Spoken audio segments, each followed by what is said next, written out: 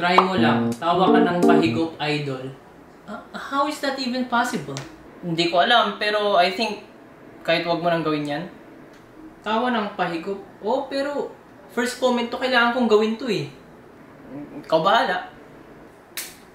Sige, try natin. Patawanin mo ako.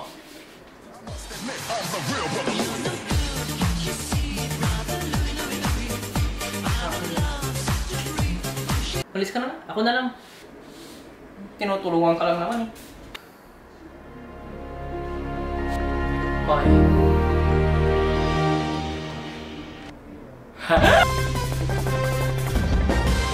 Kaninang alas 3 ng madaling araw, isang binatilyo ang natigok ng subukang tumawa ng pahigop.